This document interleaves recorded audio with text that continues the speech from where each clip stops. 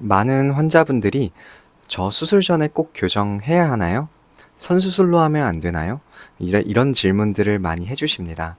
환자분들께서 전체 치료 기간을 좀 줄이고자 또 수술 전 교정을 하는 과정에서 치아가 더 나와 보여서 좀 안모가 더 안 좋아 보이는 그런 기간을 최대한 줄이고자 선수술을 희망하실 거예요. 저 또한 선수술을 할 수 있는 케이스는 당연히 선수술을 해도 된다고 생각하지만 모든 환자분들이 선수술이 유리한 것은 아니에요. 그래서 선수술이 불가능하거나 불리한 케이스에서는 클래식한 방법대로 술전 교정하는 것을 강력히 추천드립니다.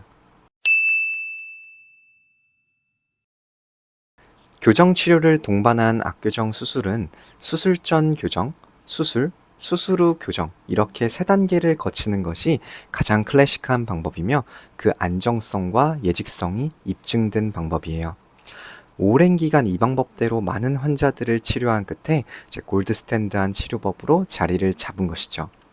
그래서 전문가 집단에서는 선교정 치료라는 말은 잘 쓰지 않는 것 같아요. 원래 악교정 수술을 하려면 당연히 술전 교정을 먼저 하는 것이기 때문에 굳이 선교정이라고 따로 표현하지 않았던 것이죠.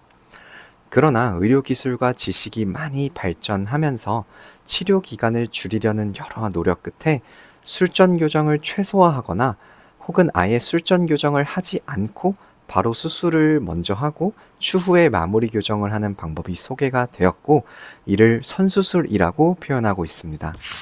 그러면 선수술이 치료 기간을 단축할 수 있는 장점이 있는데 왜 모든 환자를 선수술로 하지 않나요? 라는 궁금증이 당연히 생길 수 있죠. 그것은 선수술을 하기 어려운 케이스가 있기 때문입니다. 모든 환자마다 상황이 조금씩 다르기 때문에 하나하나 다 열거할 수는 없지만, 그래도 선수술이 어려운 가장 대표적인 경우를 꼽자면 수술 후 안정적인 교합을 얻기 어려울 때입니다.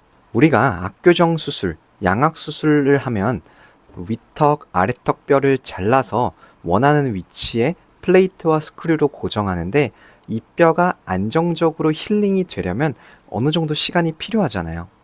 그때까지 뼈는 우리가 계획했던 위치에 잘 있어야 해요. 그것을 도와주는 것이 바로 교합이고, 그 교합을 유지하고 확인시켜 주는 것이 웨이퍼라는 장치입니다. 그런데 수술 후에 교합이 불안정하다면 수술 결과도 불안정해질 수 있어서 이럴 때에는 선수술이 불리해요. 그래서 이럴 때에는 술전 교정을 통해서 치아 배열을 수술에 유리한 방향으로 만들어준 다음에 수술을 하는 것이 안정적이에요. 또 다른 선수술의 단점을 생각해보면 수술도 끝나고 마무리 교정도 끝났을 때, 즉 최종적인 치료가 끝났을 때 환자 그 안모를 예측하기 어렵다는 거예요.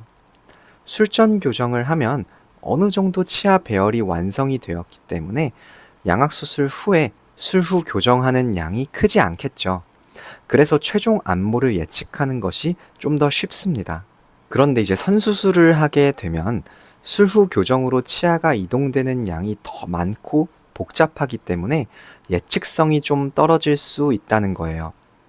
만약에 발치가 필요한 케이스거나 악궁 분절술까지 들어간다면 더더욱 복잡해지기 때문에 선수술이 클래식한 방법에 비해서 좀 더 불리할 수 있어요.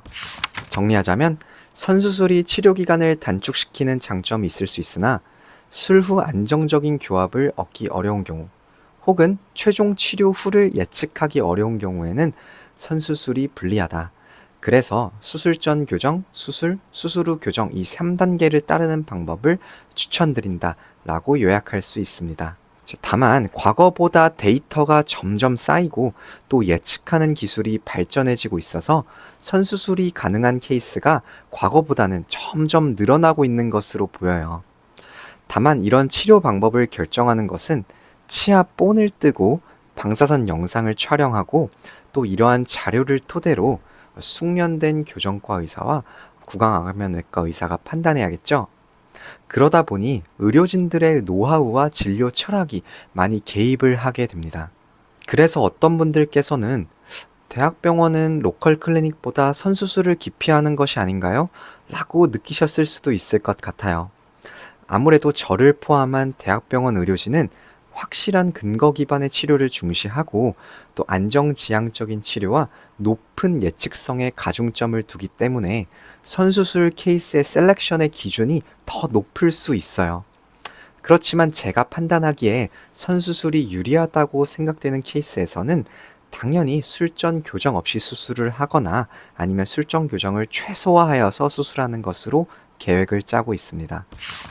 네, 오늘도 환자분들께서 많이 궁금해하시는 내용 중 하나인 양악수술 선수술관에 선수술이 무엇이며 또 어떤 경우가 가능하고 어떤 경우가 불리한지에 대해서 자세히 설명드렸어요.